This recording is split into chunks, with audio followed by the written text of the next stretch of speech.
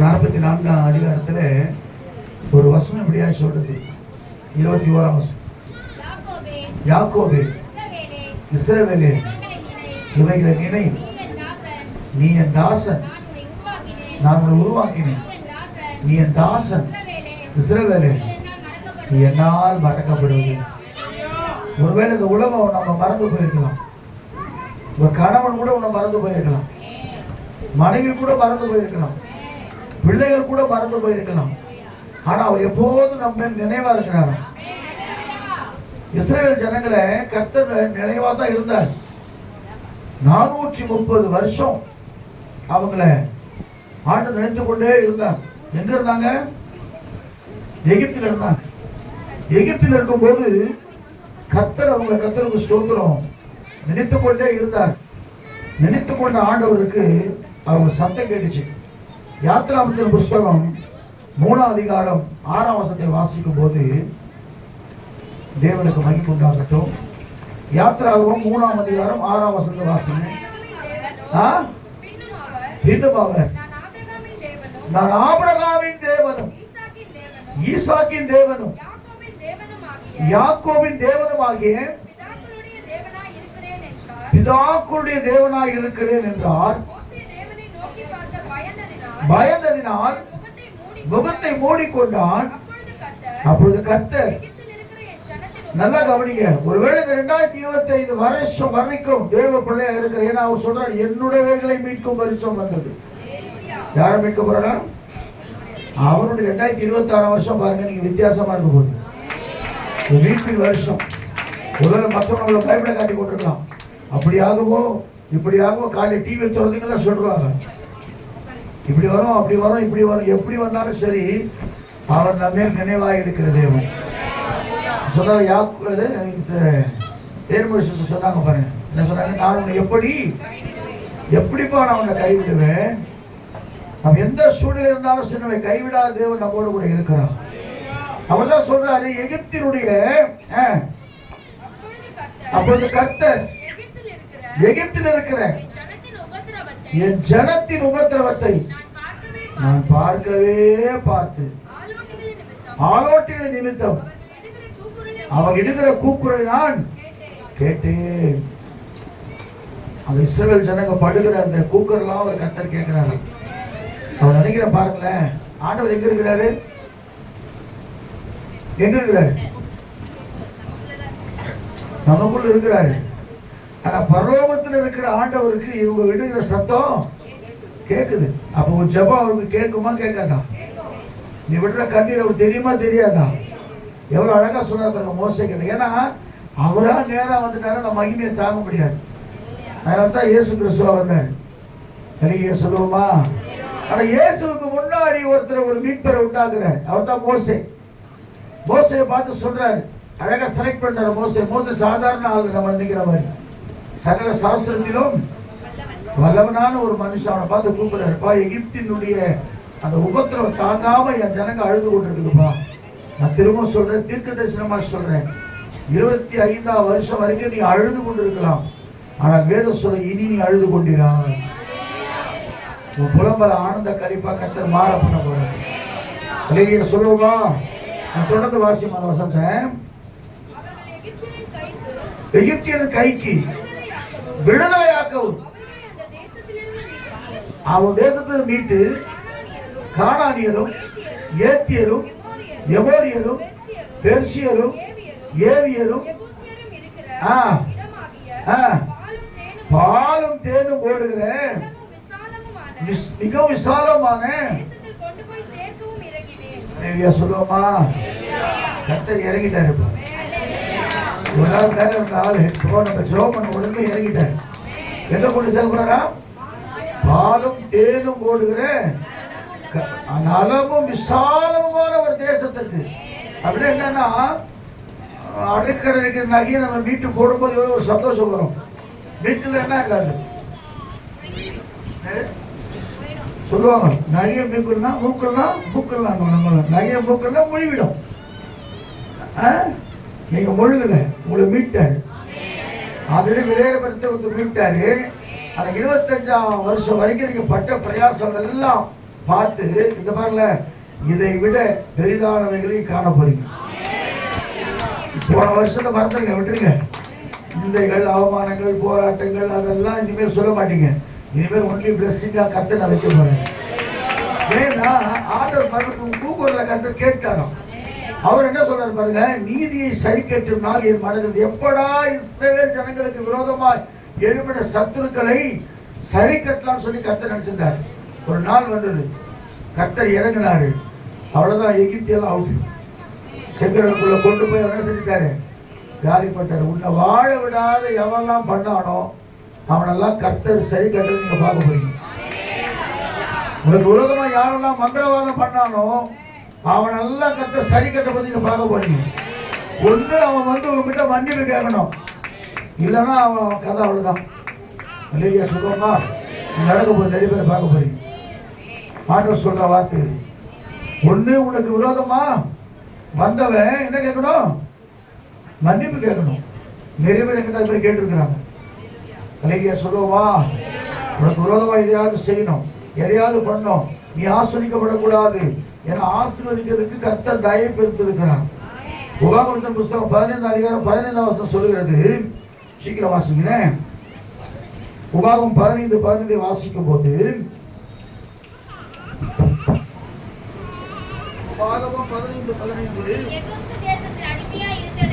நீ எகிப்து தேசத்திலே அடிமையா இருந்ததையும் உன் தேவனாகிய கர்த்தர் மீட்டுக் கொண்டதையும் நினைவு கூற கடவாய்.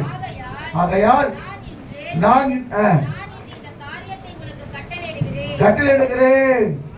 நினைச்சு பாருங்க, போன வருஷம் எங்க இருந்தோம், அடிமையில் இருந்தோம், இன்னைக்கு விடுதலை ஆகிட்டோம். எத்தனை பேர் மீட்கப்பட்டிருக்கீங்க? எத்தனை பேர் அது உணர்வு இருக்குது, நான் மீட்கப்பட்டப்பா, நான் உடையான சேற்றில் இருந்தேன், எங்க தெய்வம் மீட்டாரு, இனி என் வாழ்க்கை அவருக்கு தான். என்னைக்கு கர்த்தருக்காக நம்முடைய வாழ்க்கையை ஒப்பு கொடுக்கிறோமோ அவர் பார்த்துப்பார். நன்றியே சொல்லுவோமா? வேதத்துல சத்துருக்களுக்கு நீதியை சரி கட்டுகிற தேவனம். ஆதியாகமத்தின் புஸ்தகம் 50 அதிகாரத்தில் 15, 16, 17 வாசிக்கும் போது ஒரு சில வசனங்களை நான் சொல்லிவிட்டு கடந்து போகிறேன். ஆதியாகமத்தின் புஸ்தகம் 50 அதிகாரம் 15, 16, 17 வாசிக்கும் போது, தன் தகப்பன் மரணமடைந்ததை கண்டு பகைத்து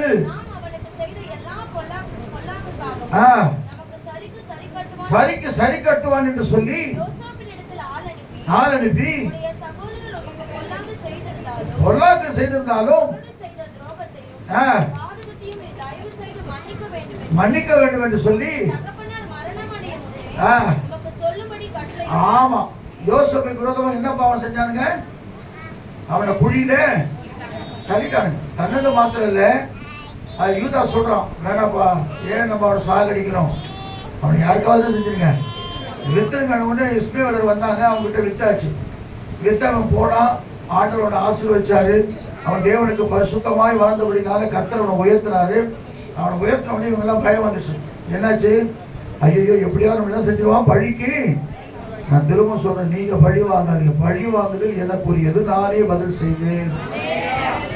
நீங்க பழி வாங்கணும், ஜெபம் பண்ணா போதும்.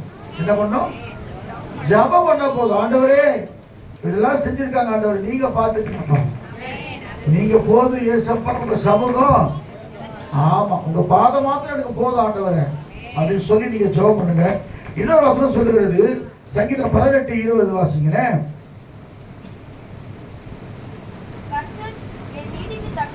கர்த்தர் நீதிக்கு தக்கதாக பதிலளித்தார், என் கைகளின் சுத்தத்திற்காக எனக்கு சரி கட்டினார். ஆண்டவருடைய பிள்ளையா நம்ம இருக்கிறோம். ஏன்னா ஆண்டவர் சொல்லிட்டார், முதல்ல சொன்னார், நான் நீதியை சரி கட்டினால் மனதில் அந்த ஜனம் கட்டிருப்பாங்களே ஒரு 400 வருஷம். ஏன்னா நீங்க ஏன் அந்த ஜனங்க அந்த அடிமைக்குள்ள போனோம்னா, ஒரே ஒரு மனுஷன் பண்ண தப்பு. யார் பண்ணது? யாரு? மோசே சொன்னாரு. வேற யார் சொல்றீங்க? ஏன் 430 வருஷம் அவங்க போனாங்க அடிமைத்தனத்துல? அது ஒரே ஒரு மனுஷன் தான் காரணம். அந்த மனுஷனால தான் 430 வருஷம் 400 வருஷம் அவங்க அடிமைத்தனத்தில் இருக்கிறாங்க.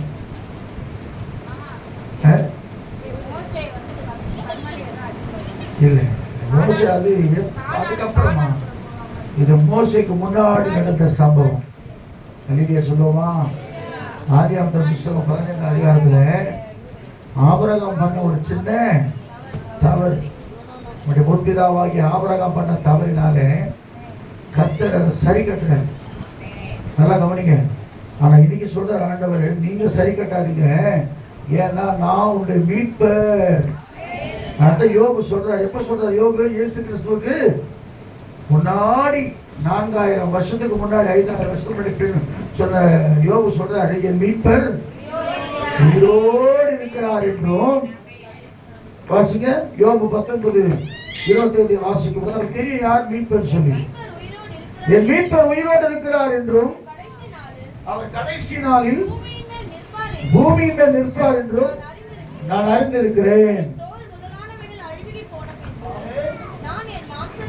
நான் என் மாம்சத்தில் இருந்து தேவனை பார்ப்பேன், அவரை நானே பார்ப்பேன், அந்நிய கண்கள் அல்ல. அல்லேலூயா சொல்லுவோமா? நம்ம எல்லாம் ஆண்டவரை பார்க்க போறோம். அல்லேலூயா சொல்லுவோமா? எப்ப பார்க்க போறோம்? இன்னைக்கு வந்தோட பார்க்கலாம். என் இயேசு வருவார், மேகங்கள் நடுவே தன்னோடு சேர்த்துக் கொள்வார்.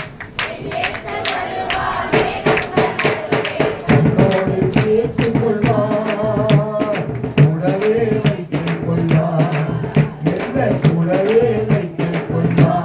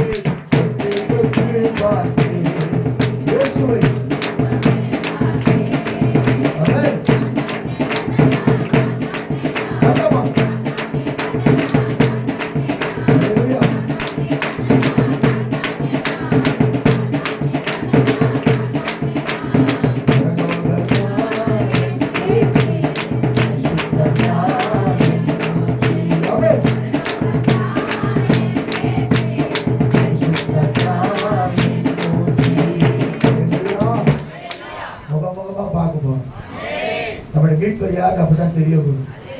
அதான் ஏசாயா புத்தகத்தில் சொல்லப்பட்டிருக்கிறது. 43 அதிகாரம் 14 வசனத்தை வாசிக்கும் போது, சீக்கிரம் வாசிங்க. ஏசாயா 43:14 வாசிக்கும் போது, நான் உங்களுக்காக அரண்கள் எல்லாம் இடிந்து விடும்,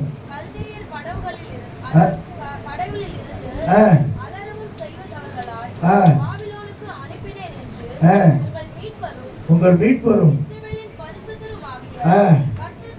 அவங்க தான் சொல்ல போறாங்க. உங்க கர்த்தர் தாமா எங்களோட போராடி கொண்டிருக்கிறாங்க. சரியா சொல்லுவோமா? யாரு போராடுறது? உங்க கர்த்தர் தாமா போராடுறாரு என்கிட்ட வந்து. அதுதான் தெரியல, என்னைக்கு நான் உங்களுக்கு விரோதமா செஞ்சணும் அன்னிலிருந்து ஒரே போராட்டமா இருக்குது என் குடும்பத்துல. தயவு செய்து எனக்காக என்ன செய், ஜெபம்னு சொல்ல போறாங்க. அது ஏசாயா 41 அதிகாரம் வேகமா வாசிங்க. 14 வசனத்தை வாசிங்க. யாக்கோபு என்னும் பூச்சியே. நம்ம யாருங்க இந்தியாவுக்கு? யாரு? பூச்சி. என்ன பூச்சி? யாக்கோபு என்னும் பூச்சியே, சிறு பூச்சியே. சிறு பூச்சியா போடுது. யாக்கோபு என்னும் பூச்சியே. ஆமா, மைனாரிட்டி நம்ம. யாரு? ஆனா உலகத்துல நம்ம தான் அதிகம். ஆமென் சொல்ல மாட்டீங்க. உலகத்துல யார் அதிகம்? கிறிஸ்தவங்க தான் அதிகம். வேர்ல்டுல இருந்தா நம்ம தான். அதனால யாக்கோபு என்னும் பூச்சியை உன்னை பூச்சியா நினைப்பாங்க. பூச்சி என்ன பண்ணுவோம்? நான் நினைச்சா உன்னை நசுக்கி. ராஜாஜி சொன்னாராம், அவங்கெல்லாம் மூட்டை பூச்சி நசுனா பருகி பெருகினே போகும். ஏன்னா அந்த பிளட்டு எங்கெங்க படுதோ அங்கெல்லாம் இன்னொரு பூச்சி உருவாயிடுமா. ராஜா சொல்லிட்டாரு, கிறிஸ்தவங்களை போய் என்ன செய்யாத, தொடாத. மூட்டை பூச்சி நசுக்குன்னா அது பெருகினே போகும். அதனால தான் சுடுதண்ணி ஊற்றி கொட்டுவாங்க, சுடுதண்ணி ஊற்றி அழிப்பாங்க. அது நசுக்க மாட்டாங்க. அப்ப என்னன்னா, யாக்கோபு என்கிற பூச்சியாய் இருக்கிற நீ, இஸ்ரவேல் சிறுகூட்டமாய் இருக்கிற உன்னை பயப்படாதே, நான் உனக்கு துணை இருக்கிறேன். உன் மீட்பர் உரைக்கிறார். ஞாபகம் வச்சுங்க, நான் இந்த வருஷம் மீட்பின் வருஷம் வந்துச்சு. நான் கடல் பிரச்சனை மீட்கல போறேன். எத்தனை விசுவாசிங்க? கடல் பிரச்சனை கர்த்தரோட மீட்க போறாரு. உன் வியாதி இருந்து உன்னை மீட்க போறாரு. உன் பாவத்திலிருந்து உன்னை மீட்க போறாரு. உன் சாபத்திலிருந்து மீட்க போறாரு. உன் வியாதி இருந்து உன்னை மீட்க போறாரு. உன் தரித்திரத்திலிருந்து உன்னை மீட்க போறாரு. அப்புறம் சத்துரு பிடியிலிருந்து உன்னை மீட்க போறாரு. மீட்க போறாருல்ல, மீட்பார். அதான் மீட்பின் வருஷம். பாருங்க, 2026 வருஷம் ரொம்ப டிஃப்ரெண்டா இருக்க போகுது. அதுக்கேற்ற மாதிரி சூழ்நிலை பயங்கரமா இருக்கு உலகத்துல இல்ல. இப்பவே எலெக்ஷன்ல 26 என்ன நடக்குமோன்றாங்க. என்ன நடக்குமோ நம்ம டென்ஷன் ஆகவே வேணாம். கர்த்தர் சொல்றதா நடக்கும். அதையே சொல்லுவோமா? ஆண்டவர் யாரை முன்குறித்திருக்கிறாரோ அதெல்லாம் நடக்கும். அப்ப ஆண்டவர் பாருங்க, அவர் சொல்றாரு, ரொம்ப அழகா சொல்றாரு. கர்த்தருக்கு சொல்ற தேவனுக்கு மகிமையாகட்டும். அதே ஏசாயா புஸ்தகம் 47ஆம் அதிகாரம் 4ஆம் வசனத்தை வாசிங்க. சீக்கிரம் வாசிங்களேன்.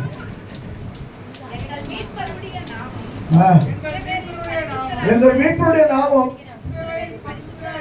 இஸ்ரவேலின் பரிசுத்தராகிய சேனைகளின், ஆமா, எனக்கு யாரோ ஒரு பாடு பாடுங்க. சேனைகளின் கர்த்தர் நம் மகிமையின் ராஜா,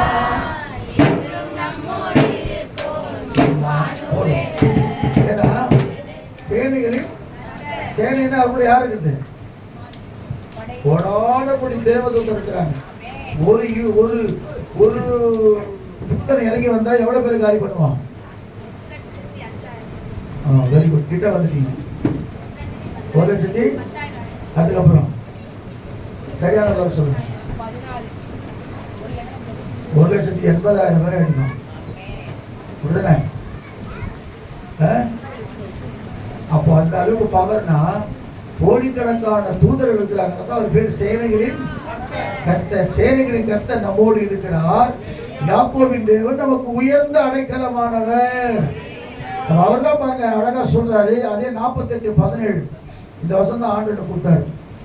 நான் ஊழியத்துக்கு வரதுக்கு முன்னாடி 48:17 இஸ்ரவேலின் பரிசுத்தராய் இருக்கிற உன் மீட்பரான கர்த்தர் சொல்லுகிறதாவது, பிரயோஜனமா இருக்கிறதை உனக்கு போதித்து நீ நடக்க வேண்டிய வழியை உன்னை நடத்துகிற உன் தேவனாகிய கர்த்தர் நானே.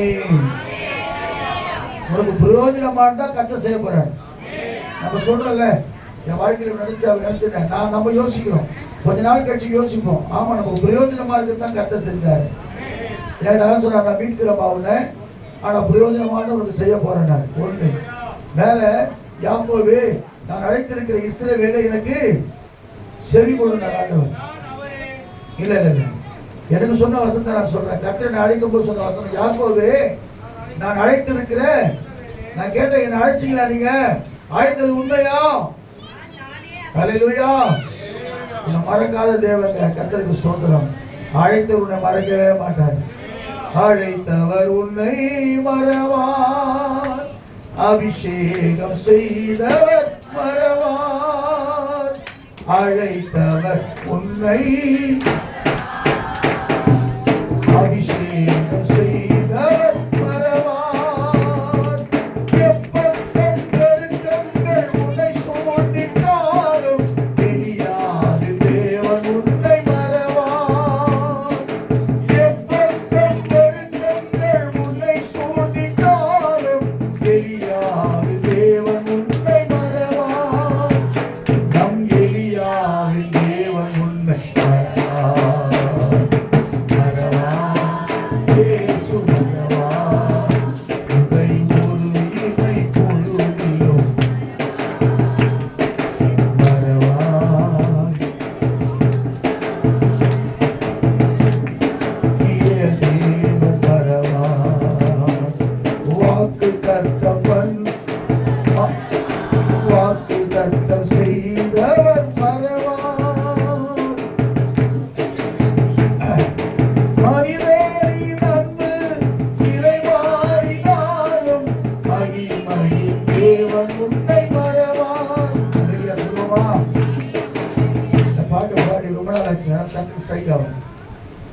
யார் மறந்தாலும் சரி, மனுஷ அன்பின் நிலை மாறிடும். மலைகள் விலகினாலும் என் திரும்ப உன்னை விட்டு விலகவே. நான் திரும்ப சொல்லுங்க, உன்னை மறக்கவே இல்லை. ஐயசாமி, நீ தான் மறந்து போயிருந்த இவ்வளவு நாள். நீ தான் மறந்துட்டு செஞ்சுங்க, தூரம் போயிட்டீங்க. அப்பா அவங்ககிட்ட தூரம் போயிட்டீங்க. நீ திரும்பி வந்த உடனே உங்களை வீட்டு எடுத்து வச்சிருக்கேன். நீங்க திரும்ப போயிட்டா மீட்டார், கத்தர் மீட்டார், விளையாட பிறந்து கொடுத்து மீட்டார். அப்ப முதலாவது சொல்றேன், நான் சின்ன யோசனை முடிச்சிடுறேன். முதல்ல பாவத்திலிருந்து உன்னை மீட்டெடுத்துட்டேன். அல்லேலூயா சொல்லுவோமா?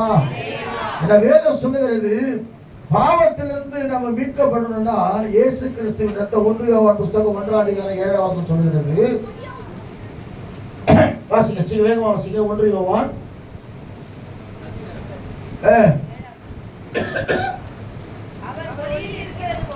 அவர் ஒளியில் இருக்கிறது போல நாமும் ஒளியில் நடந்தால் ஒருவரோடு ஒருவர் ஐக்கியப்பட்டிருப்போம். அவருடைய குமாரனாகிய இயேசு கிறிஸ்துவின் ரத்தம் சகல பாவம் நீக்கி நம்மை சுத்திகரிக்கும். அப்ப பாவத்திலிருந்து முதல்ல நம்ம மீட்டு இருக்கிறோம். அப்ப என்னன்னா, நாம ஒளியில் இருக்கணுமா? அல்லேலூயா சொல்லுவோமா?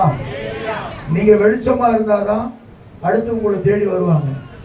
நீங்க இருளா இருந்தா யாரும் வர மாட்டாங்க. நீங்க வெளிச்சமா இருந்தா தான் உங்ககிட்ட வருவாங்க. அப்ப ஆண்டவர் சொல்ற முதல்ல பாவத்திலிருந்து விடுதலை.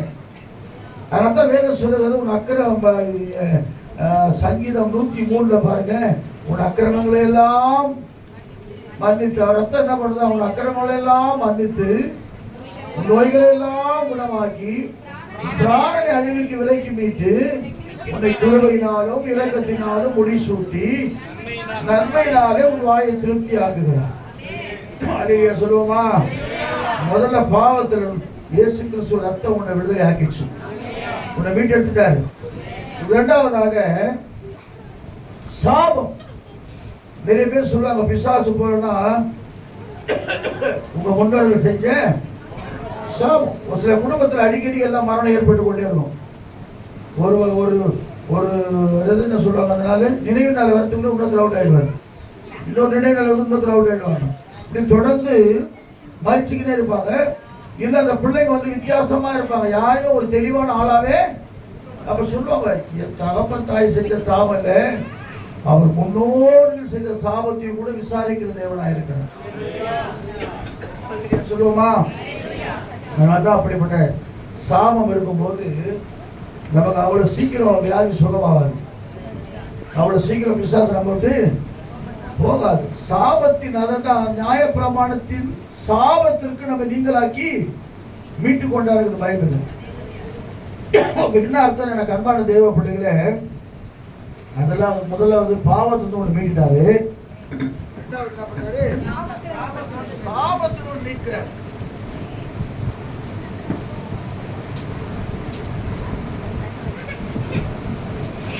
ஒரு மனுஷனுடைய சாபம் வந்து அவனை தொடர்ந்து வந்து கொண்டே இருக்கும். அதான் வேதம் சொல்றது, 1000 தலைமுறைக்கு இலக்கம் செய்கிற தேவன் நம்முடைய தேவன். எத்தனை தலைமுறை? 1000 தலைமுறைக்கு இலக்கம் செய்கிற தேவன் தான் சொல்றாரு. இப்படி சாபத்தை மீட்க போறாராம். நான் ஷார்ட் அண்ட் ஸ்வீட்டா சொல்லிடுறேன். மூணாவது, உன்னை வியாதி இருந்து கத்த சுகமாக போறாரு. நீங்க சொல்லுவோமா? எத்தனை வருஷம் படுத்துருந்தோம்? அதான் நமக்கு ஞாபகம் வருதுல, கரெக்டா 38 வருஷம் என்ன எவ்வளோ? ரொம்ப வாழ்நாள் முழுவதும் பாதி கழிச்சிருக்கோம் இல்லை? எந்த வயசுல போய் படுத்தான்னு தெரியாது. 38 வருஷமா ஒரு மனுஷன் படுத்து கிடக்கிறான். அவளை தேடி இயேசு வரார். நான் விசுவாசிக்கிறேன், உங்களை தேடி நீ கர்த்தர் வந்திருக்கிறார். நீங்க ஒரே ஒரு வார்த்தை சொல்லுங்க, உலகம் கலக்கல, அவர் தூதன் வரல, அதெல்லாம் தேவையில்லை, தேவனே இறங்கி வந்துட்டாரு. நீ சொல்ல வேண்டிய பதில்னா, ஆண்டவர் என்னை சுகமா. போன வாரம் ஒரு பாட்டு ஒன்று பாட்டு, நான் சுகமானேன் புண்ணியரின் காயங்களால். அவர் தான் நமக்காக எல்லாவற்றையும் சொல்றார். அப்ப சொல்றாரு, முதலாவது உன்னை பாவத்திலிருந்து மீட்க போறதுனால மீட்க போறதுல மீட்டாரு. இரண்டாவது, சாபத்திலிருந்து உன்னை மீட்க போறாரு. மூணாவதாக வியாதியிலிருந்து உன்னை மீட்க போறாரு. 38 வருஷம் இல்ல, எத்தனை வருஷம் வியாதியா இருக்கு எனக்கு தெரியாது. ஆனா இன்னைக்கு தேவ வல்லமை புறப்பட்டு சென்று உன்னை சுகமாக்க போகிறேன். சொல்லுவோமா? மூணாவது வந்து தரித்திரத்திலிருந்து உன்னை கர்த்தருக்கு ஸ்தோத்திரம் ஆண்டவர் மீட்க போறேன். தரித்திரம்னா எவ்வளோ சம்பாதிச்சாலும் என்ன செய்ய புத்தல் பையிலே சில குடும்பங்களை பாருங்க, வீட்டுக்குள்ள நுழைஞ்சாலே ஒரு செழிப்பு காணவே முடியாது. ஒரு மாதிரி தரித்திரமா இருக்கிற மாதிரி இருக்கும். வீடெல்லாம் பாழஞ்சு போன மாதிரி இருக்கும். ரொம்ப கஷ்டமா இருக்கும். அதனால தான் நேற்று கூட அந்த ஐயா பிரசவம் பண்ணும்போது சொன்னார், ஐஸ்வர்யத்தை குறித்து பேசினார். கிருபையின் ஐஸ்வர்யம், அப்புறம் மகிமையின் ஐஸ்வர்யம், இரக்கத்தின் ஐஸ்வர்யம். Very good. அடுத்தது உன்னை ஐஸ்வர்யவான மாத்த போறான்னு சொல்ல வரேன். யார் அலையில சொன்னாலும் அவன் மட்டும் மாத்த போறாரு. அந்த அம்மா சொன்ன மாதிரி யார் முதல்ல சொன்னாங்களோ அவங்க மட்டும் மாத்த போறாரு. ஐஸ்வர்ய சம்பளம்லாம் கர்த்தர் நம்மளை மாத்துறேன்னு சொன்னா எனக்கு அன்பான தேவ பிள்ளைகளை வேதம் சொல்லுகிறது. 4வதாக ஐஸ்வர்யம் நான் உன்னை மாத்த போறாரு. ஏன்னா ஐஸ்வர்யமும் கனமும் யார் தெரியுது? எல்லாம் சில பேர் சொல்லுவாங்க, கல்வாரி சிலுவையிலே அவர் என்ன செஞ்சிட்டாரு? ஒண்ணுமே இல்லாம அவர் மறைச்சிட்டாங்க ஆண்டவர். அவர்கிட்ட அவரை விசுவாசிக்கிறவங்க எப்படி இருக்கிறாங்க? தரித்திரமா இருக்கிறாங்க. அப்படிலாம் கிடையவே கிடையாது. நீதிமொழி புஸ்தகம் 8ஆம் அதிகாரம் 16, 17 வாசிக்கும் போது வேகமா வாசிக்க. கர்த்தருக்கு ஸ்தோத்திரம். நீதிமொழி புஸ்தகம் 8ஆம் அதிகாரம் 16, 17. எல்லாரே அதிகாரிகளும் பிரபுக்களும் பூமியில சகல நியாயாதிபதிகளும் ஆளுகை செய்து வருகிறார்கள். என்னை சிநேகிக்கிறவர்களை நான் சிநேகிக்கிறேன். அதிகாலை கண்டடைவார்கள். நல்ல கவனிங்க. அதிகாலை வேளையில நீ அவரை தேடுன்னு சொன்னா உன் கருத்து கர்த்தர் விடுதலை கொடுத்துருவாங்க. ஏன்னா சோம்பேறியாக எப்படி இருக்கிறோம்? வேற சொல்லுங்க. ஆமா, சோம்பேறி என்ன பண்ணி வேலையே போடலன்னா உன் வீடு தரித்திரமா மாறிடும். அப்ப என்னன்னா அதிகாலை வேளையில நேரம் கிடைக்கும் போதெல்லாம் தேவ சமூகத்துல கர்த்தரை தேடுகிற பிள்ளைகளை அவர் ஐஸ்வர்யவானாக மாற்ற விரும்புகிறார். நீங்க என்னைக்கு அதிகாலை பிரேயர் ஆரம்பிச்சீங்களோ அன்றைய உங்களுக்கு பிளஸிங் தான். அவர் சொல்றாரு பாருங்க, ஆசைங்க. ஐஸ்வர்யம் கனமும் நிலையான பொருளும் நீதிமன்றத்தில் உண்டு. பொன்னையும் தங்கத்தையும் பார்க்கிலும் என் பலன் நல்லது. சுத்த வெளியை பார்க்கிறோம் என் வருமானம் நல்லது. என்னை சிநேகிக்கிறவர்கள் மெய்ப்பொருளை சுதந்திரிக்கும்படிக்கு. ஆமென். ஹல்லேலூயா. போதும். அதே நீதிமன்ற ஒரு புத்தகத்தில் வசனம் சொல்லுது, உன் களஞ்சியங்கள் பூர்ணமாய் நிரம்பும். யாருடைய களஞ்சியம் பூர்ணமா நிரம்பும் விசுவாசிக்கிறீங்க? காலையில் போய் வீட்டில் பாருங்க, நிரம்பி இருக்கும். சிரிக்கிறாங்க நிறைய பேர். எதனால் நிரம்பி இருப்பதற்கு ஆண்டவரே மழை கூட இங்கே தண்ணி வந்து நிரம்பி இருக்குமா? கர்த்தருடைய ஆசீர்வாதத்தால் நிரப்பப்பட போறீங்க. அதான் வீட்டுக்கு வேற கடைசியா ஒரு காரியம், சத்துருவின் கையிலிருந்து உங்களை வீட்டில் மந்திரம் தந்திரம் வெள்ளிசனியம் அது இது எதுவா இருந்தாலும் சரிங்க. உண்மையே சொல்றேன், கர்த்தருக்கு ஸ்தோத்திரம். இயேசுவின் ரத்தத்தை சொல்லி நாம் ஜெபிக்கும் பொழுது கர்த்தர் பரிபூர்ண விடுதலை கொடுக்கிறவனாக இருக்கிறார். ஒரு அம்மா இருந்தாங்க, ஒரு 10-20 வருஷம் முன்னாடி இறந்துட்டாங்க. அந்த அம்மா அப்பாவுக்கு நாங்கள் ஊழியத்துக்கு போயிருந்தோம். மலையில உட்காந்து தனியா ஊழியம் செஞ்சுக்கிறாங்க. ஒரு மந்திரவாதியா அவங்க ரசிக்கப்பட்டோம். யாரு? மந்திரவாதி. சடமுடி வச்சு மந்திரவாதி ஒருத்தர் அங்கே வந்துருக்கிறார், சூனியம் பண்ணோம். அவர் இந்த அம்மா சொந்த சுவிசேஷத்தில் ரசிக்கப்பட்டார். காலையில ஒரு எலுமிச்சம்பழம் இருக்குமா, இது நேராக இடத்துல ஜூஸ் போட்டு குடிச்சிடும். அப்புறம் அந்த இடத்துல வாசகையை பொதிச்சு விட்டாங்களாம், அந்த காயத்தெல்லாம் பொதிச்சுவாங்களாம். அதெல்லாம் எடுத்து கொளுத்துவாங்க அந்த அம்மா. இப்படி நிறைய காரியங்கள் நாம் அடிக்கடி நம்ம நினைக்கிறோம் இல்லையா? நம்ம உண்மையில சொல்ற இயேசுவை நீ கனம் பண்ணும் பொழுது இதெல்லாம் ஒரு நொடியில மாறி போகும். அல்லேலூயா சொல்லுவோமா? கர்த்தர் மாற்றுகிறவராக இருக்கிறார். ஆகிய கர்ப்பான தேவ பிள்ளைகள் கர்த்தருக்கு ஸ்தோத்திரம். வேதவசனம் சொல்லுகிறது, இது மீட்பின் வருஷம். ஞாபகம் என்ன வருஷம்?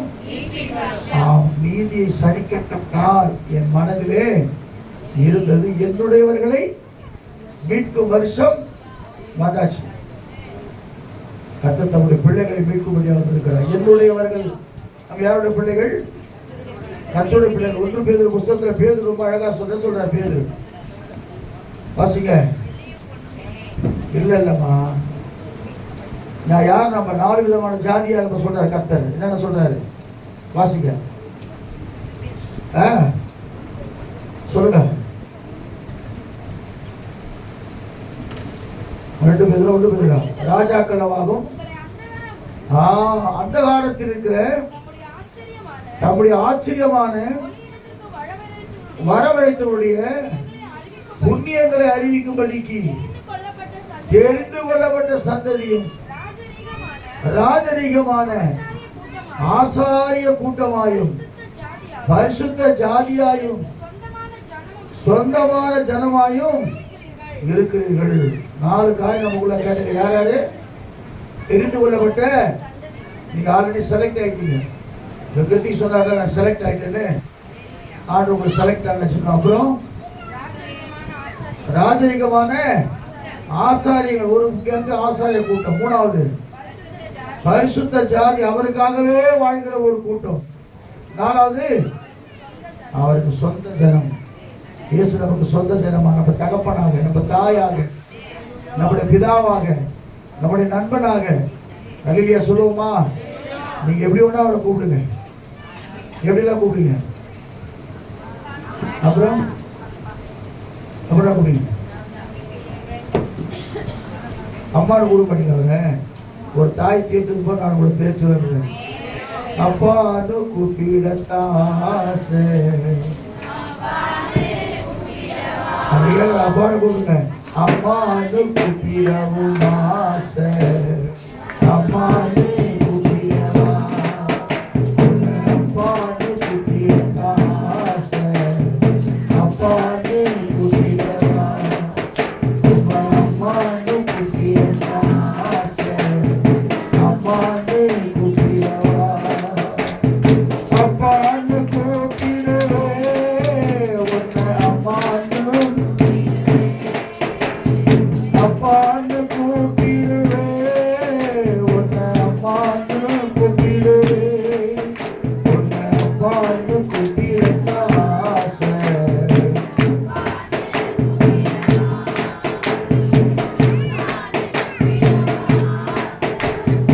அம்மானு கூப்பிடவா. கருவில் என்னை சுமந்ததை பார்த்தா, தோளில் என்னை சுமந்ததை பார்த்தா, ஆமென். கருவில் என்னை சுமந்ததை பார்த்தா, உம்மா அம்மான்னு சொல்லணும். உன் தோளில் என்னை சுமந்ததை பார்த்தா, உன்னை அப்பான்னு சொல்லணும். சுற்றுவதும் சுற்றுவதும் பார்த்தா, உன்னை அப்பான்னு சொல்லணும். உருக்கட்டும் இறக்கட்டும் பார்த்தா, உன்னை அப்பான்னு சொல்லணும். சுற்றுவதும் சுற்றுவதும் பார்த்தா, அம்மான்னு சொல்லணும். இறக்கட்டும் உருக்கட்டும் பார்த்தா, அம்மான்னு கூப்பிடுவே உன்னை. ஆமென்.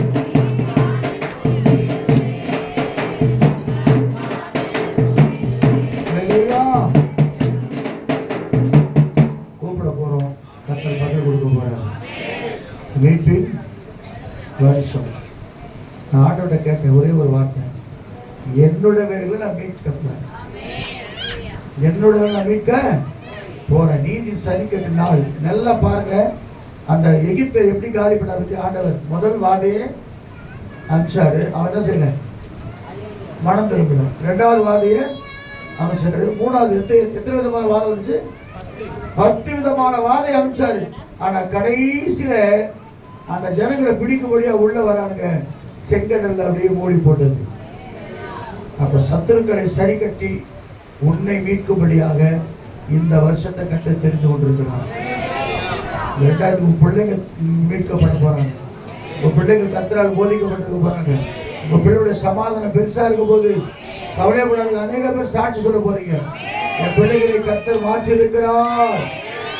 ஆமா, ஸ்டேட் லெவல்ல வந்திருக்கிறான், இந்தியா லெவல்ல வந்திருக்கிறான், வேர்ல்டு லெவல்ல வந்திருக்கிறான் சொல்லத்தக்கலாம். கர்த்தர் மாத்த போறாங்க. மாத்த போதுக்கு நாம எல்லாம் கரடு கத்திர மையப்படுத்துவோமா? கொடுக்கப்பட்ட செய்திக்காக ஜெபம் பண்ணுங்க.